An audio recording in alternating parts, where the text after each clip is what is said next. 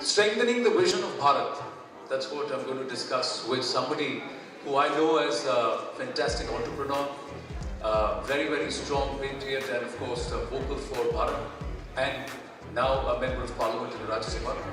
He's also a national convener for the South for the BJP, convener for the South for BJP for a long time, and he's also shouldered the burden of pushing the party there. But today what we're going to talk about, ladies and gentlemen, is something which I want to start with you.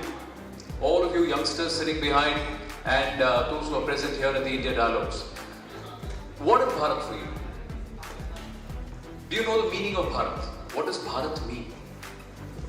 Have you ever thought Bharat, is शब्द का अर्थ क्या है? Yeah.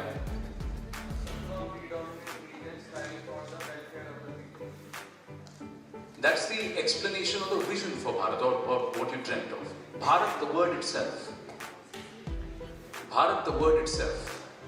That itself is the foundation for us as a civilization in this region. Bha is the sun. Rath is a chariot to the sun.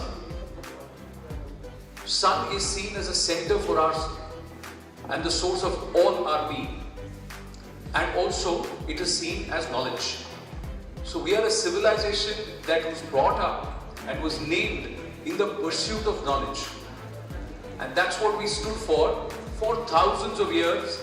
Let's minus the last 600 to 700 years where we've been conditioned to think that we are inferior. Where we've been conditioned to think that others can do better than us and we have only got to follow others. जो हमने दुनिया को सिखाया वो आप हमको वापस सिखा के कह रहे हैं कि तुम हमसे सीखो. But that's a reality. Let's talk about the present and let's ask Rajeev and let's get into this, dive into this conversation. What is Bharat for you and what is your vision for Bharat? So thank you for having me here this afternoon. And let me just say this, I think it's a good question, and the reason that it's a good question is, every time there is a uproar in Delhi, in recent times if you've noticed over the last 5-6 years, some wise man will come up and say, this is the idea of India. And then there's a conversation about 2 or 3 people who will sit on TV shows or whatever, and then they will expound on the idea of India. And almost always, they always get it wrong, because they will get into things like secularism, equality, and all of these things that we absolutely know, but that drives the argument or the discourse on the idea of India. For me, Bharat, and I think to most of us, if you just step back and understand this, is a civilizational nation. We have a long, tremendously deep history of culture, of being around on this planet than most other nations in the world, number one. Number two, we are a democracy, a constitutional democracy, a democracy where every man, woman and child is guaranteed equal rights. We have the rule of law, and effectively, in a lot of ways, marrying the past and the civilizational aspect of our nation and the contemporary vision of what this India should be in the modern group of nations summarizes what Bharat is. Bharat is a country that has to be proud of its past and has many reasons to be proud of its past. And Bharat is a country which can be and should have been a beacon to almost every nation striving to be the perfect democracy. Now that is what my view of Bharat is. Now where we are vis-a-vis that is a separate question, and I suspect you'll ask me that question and I'll wait for that before I answer. But in my opinion, there is no need for people in 2020, especially politicians, and I am a politician and therefore I say this, to start getting all of you to start discussing what is the idea of India. The idea of India was written many centuries ago. The modern version of that idea of India has been scripted in the years 1947 to 50, and nothing needs to change, nothing needs to be redefined. All of that is intact, must be intact, and is relevant for 2021 and 2050. So let me ask you now the following question.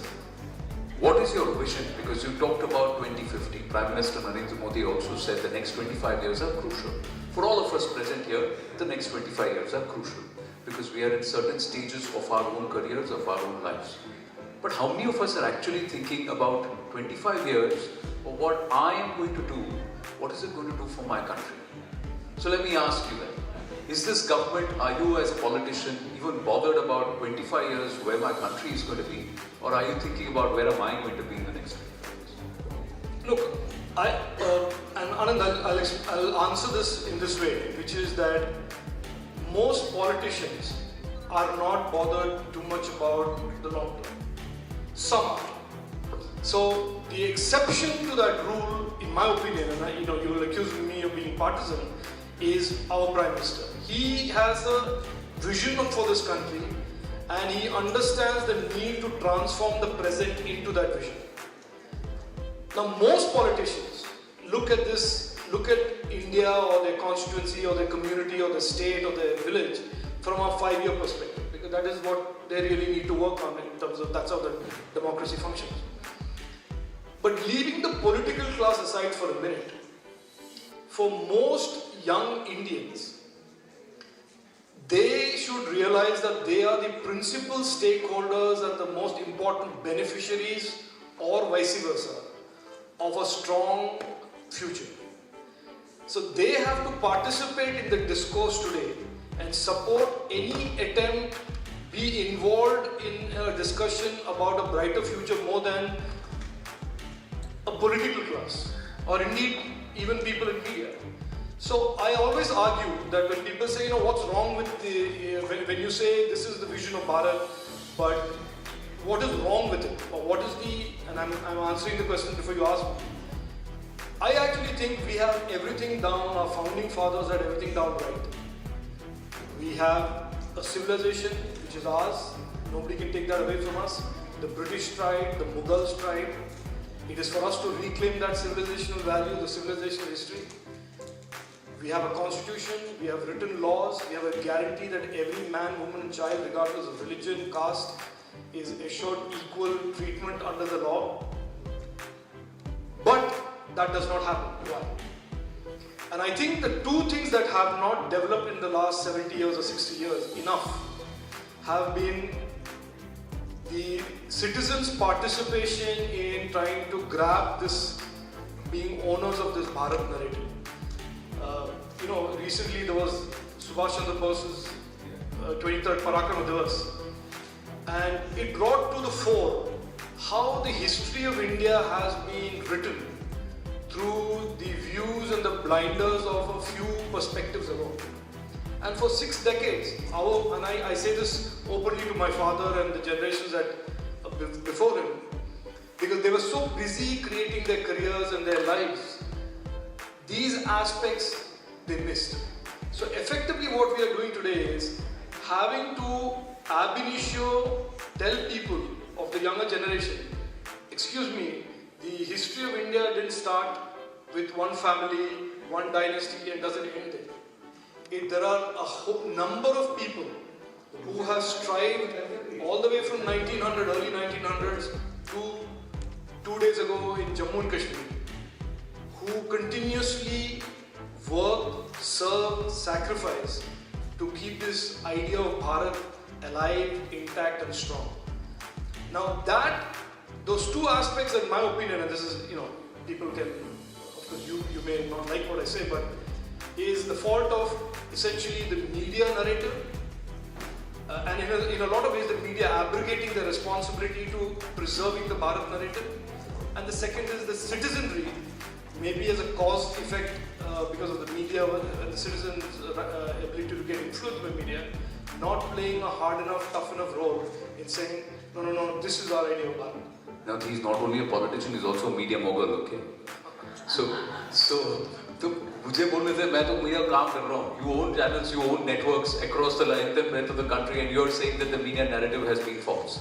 But my question, Rajeev, is that चुन के आप जाते हैं, जब आप चुन के आप चले जाते हैं, फिर बोलते हैं पॉलिसी, पॉलिटिक्स, पार्लियामेंट, बिल्स, आपने हमको वोट दिया, हमको डिसाइड करने दो. But when I come out and say what is my idea of thinking about my country, You are turning around and saying, "Aap socho." No, I agree. I think this is a legitimate point for you to raise. And my point is to awaken all of you to the reality that the political class is and the leaders are built on citizen support. And what the citizen wants, effectively almost always the political leadership will deliver.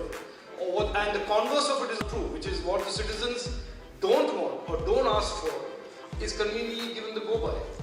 So what I am saying today is, and I'm saying this not in the context necessarily of saying you are to blame and I am not to blame, etc. I'm not doing that. I'm saying the increasing consciousness of India being Bharat and there being a need to articulate, discover, reaffirm Bharat, which has started in the last few years, did not happen just by accident.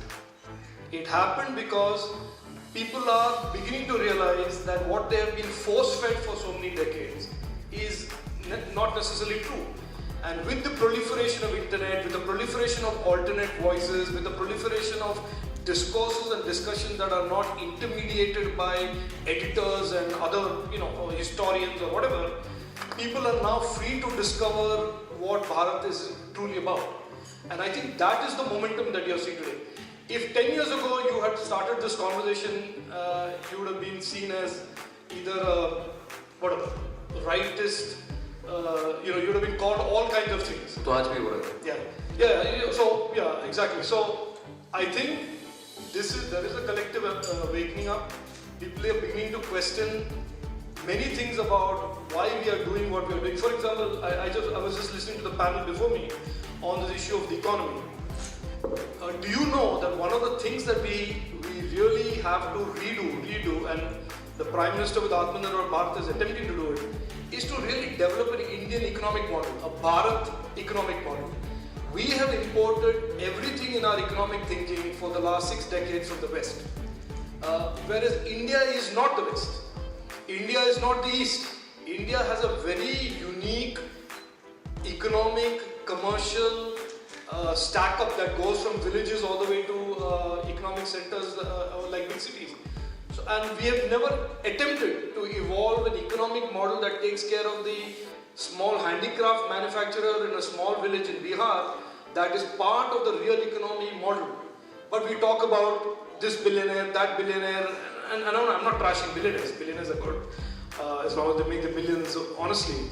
But we have never attempted to go beyond the Western economic models of entrepreneurs at the high level, city economies, etc. etc. So I think, just to answer your question, to summarize, the waking up to there being a Bharat, and that Bharat idea is civilizational, it is political, it is economic, is happening, and those who want to stand in the way of that and try to derail it by calling it something that it is not will only be brushed aside.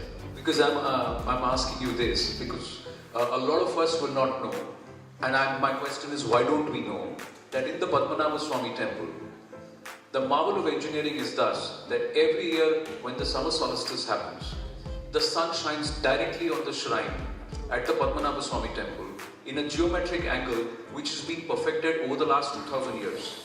That's the engineering that we have. But how many of us know this? I went to Hampi.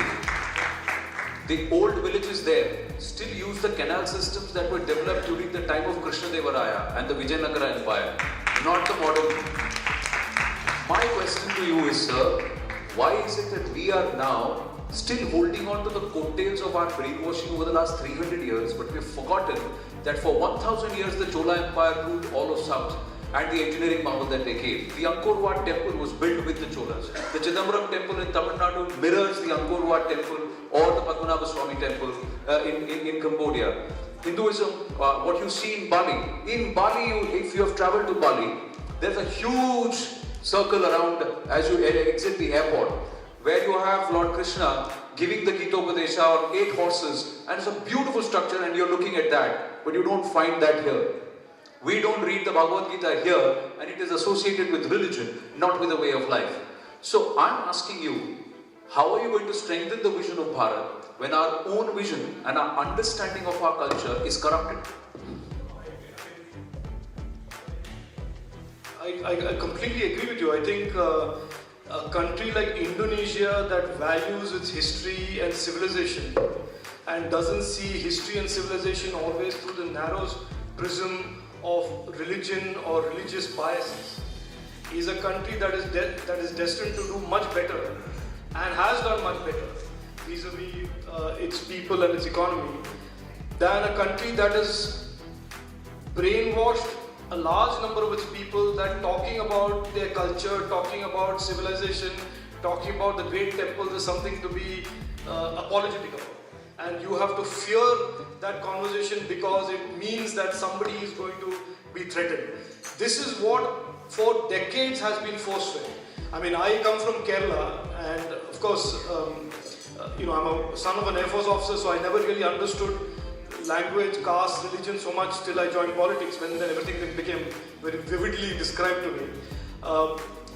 But you go to places like Kerala where I constantly am told this temple that is 200 years old, the land of that has been encroached for the last 50 years and nobody is able to do anything about it because the moment you do something about it, it becomes political. Now, these are questions that have to be asked, but I tend to say, instead of wasting time and figuring out why the last 60 years we spent in this wilderness about Bharat, I would rather celebrate the fact that we have discovered in recent years that there is a very powerful idea of Bharat, and this powerful idea of Bharat is uniting. This powerful idea of Bharat is the launch pad for what is true, and I don't mean this, look, I'm not a poet or I'm not somebody who gets into metaphors and allegory that simply, but I genuinely believe that India's as an economic superpower, an economic power, our tryst with destiny, to use Jawaharlal Nehru's phrase that has been misused in many occasions, but to use that phrase, our tryst with greatness is around the corner, and it is going to be assured by the fact that more and more Indians will relate to this vision of Bharat. Well, sir, I have, with very, due respect, I have a problem with a few things. That we are a sovereign, secular, democratic republic, but our temples are all under government control. 4 lakh acres of land in Tamil Nadu is under government control, which belongs to the temples. 500 temples in Uttarakhand are under government control but it is temples. So only temples are under government control, but we are a secular country. Church and state are separate. So I have a problem with that because successive governments, irrespective of political parties, have their eyes only on temples. Andhra Pradesh, again, 5 lakh acres of government land, temple land, is still under the control of the government, under government control. But how many of these temples which are under government control are actually teaching Sanskrit, teaching Kuchipudi in Andhra Pradesh, teaching Bharatnatyam in Tamil Nadu, teaching the ancient culture, and how many of them are actually showcasing the engineering marvels that these temples are? The science behind the construction of these temples at those energy centers. How did these people figure out that these are energy centers which pull out the magnetic forces of the earth and channelize it into that particular idol which is there, which has been installed there?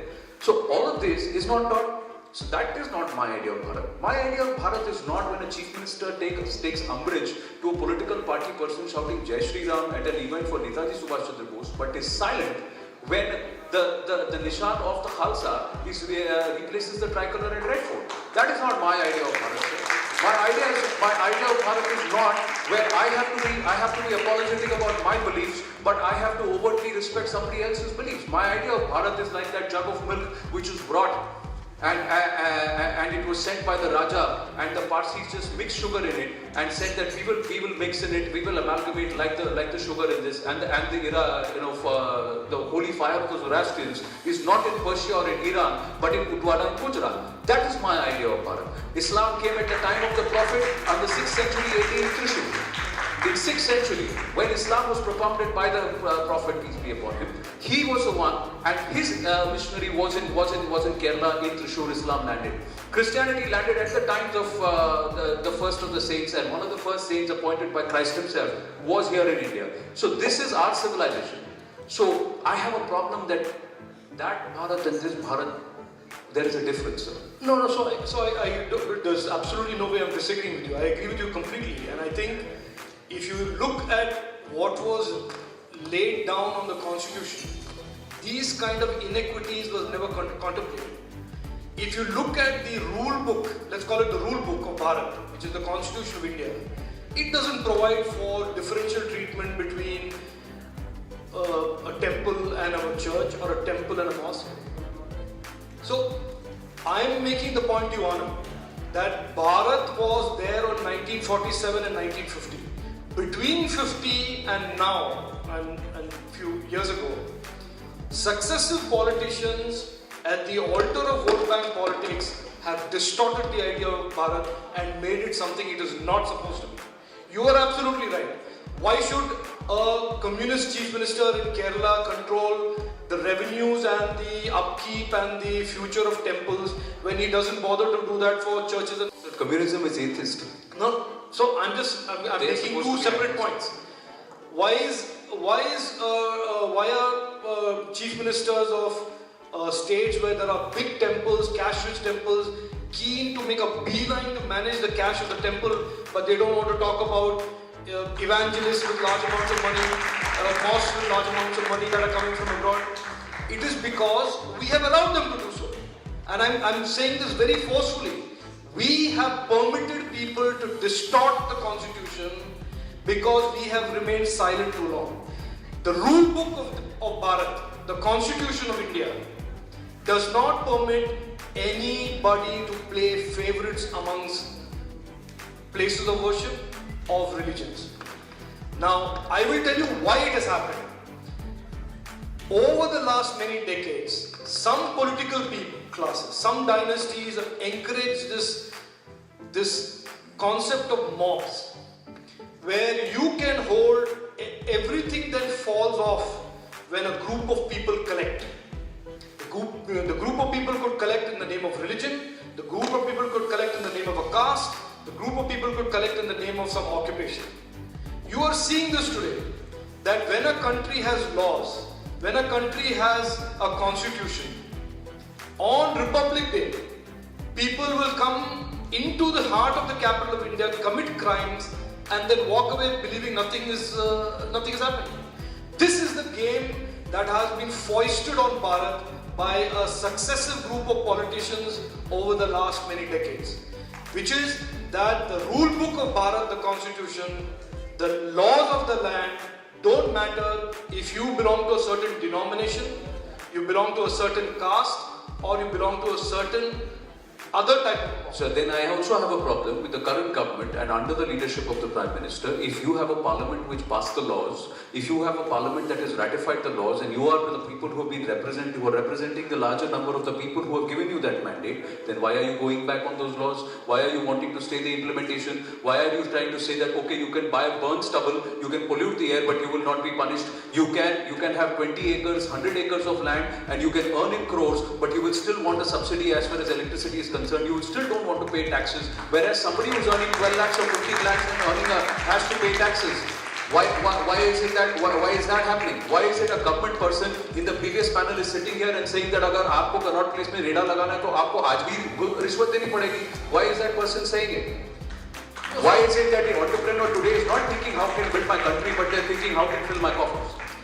No, so I think these are legitimate questions and a lot of people are asking this, and I think we saw this even during CAA, and I went to a similar panel during the CAA so-called agitation, and I was in a panel with 4 people and I was outnumbered 3:1, and it was a fairly hostile audience because the audience have been pumped up, and every time I would put the facts in front of them, people would still say no, but we have heard this, we have heard that.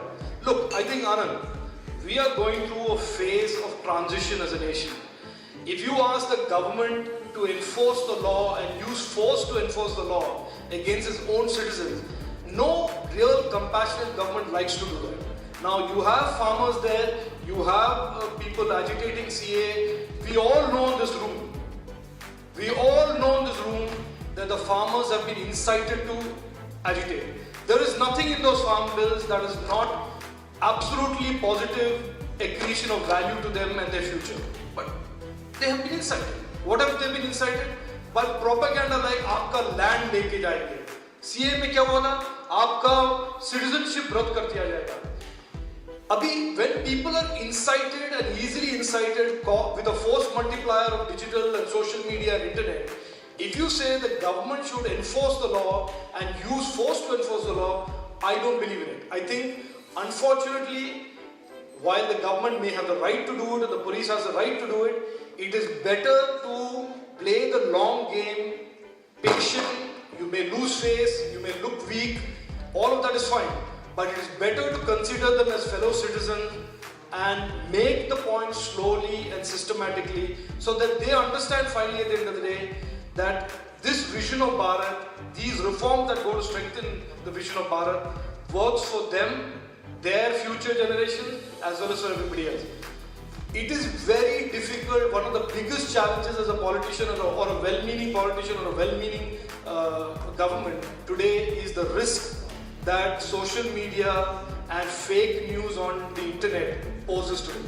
It is a phenomenon that for which nobody has any solution. But to answer your question in a nutshell, Anand, I don't think you should interpret a government restraint or a police's restraint as weakness. No, I'm not saying weakness. I'm talking about courage of conviction. There's a difference between weakness and courage of conviction. I have limited time. And I think the courage let me answer that. The courage of conviction is in that the government has maintained repeatedly that these bills are good. They have taken tremendous amount of time and effort to explain every issue that has been raised, starting from the MSP to the issue of ownership of land. Now, if on the other side people are just determined for whatever inexplicable reason to ignore the truth, then the government has to play the waiting game. They has to keep repeating the truth, repeat the truth enough times. When the truth, the lie fades away. You have to conquer lies with the truth. You can't conquer lies with violence or coercive action. That is my belief, and I'm very glad that this government is doing that. Well, final question. It's in two parts. I'm just taking about 2 minutes from the next session, if you don't mind.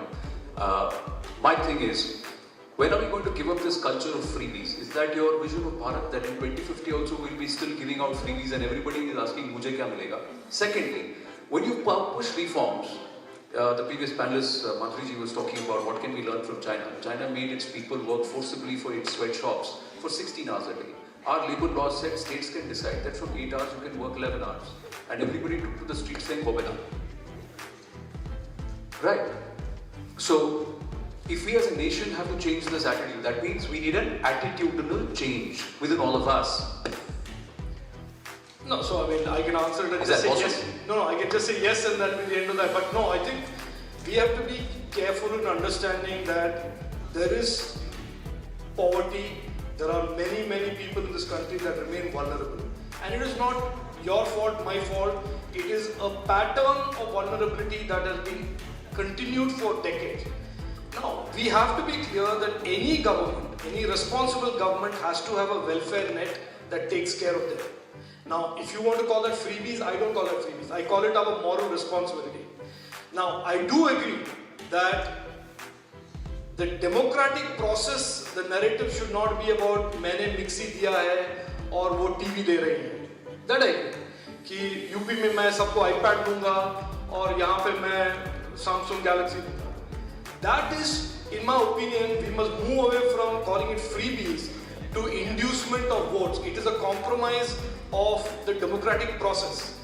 So the conversation about the welfare state needs to get separated from the conversation of inducements during the electoral process, which is fundamentally attacking an open, free and fair democracy, and in a lot of ways puts a premium on the gift rather than those who have governed well. Now, how long before and Captain Amrinder Singh moves away from saying I'll waive off 90,000 crore of the farm loans of the farmer of Punjab to I will enable the farmer of Punjab such that they can repay these 90,000 crore, or a Stalin comes out and says I will waive off the farm loans if I come to power, rather than say and turn around and say I will empower you in the next 5 years of my government in such a way that you will not only be able to repay the full amount, you will be in a position never to take loan again. Now, that has to be the shift in narrative, right? Anand, I want to tell you this. I know we all tend to be very cynical, but I think the process is already underway. And I'll tell you why. If you saw the last election, the narrative, the competing narratives were, we will give you good governance under Prime Minister Modi. The other person said, I'll give you Nyay and I'll give you this freebie and that freebie. You know where the other person ended up, and you know where Prime Minister Modi ended up. Thank you. Well, thank you, Rajeev Chandrasekhar. Thank you. Fantastic. Thank you so much.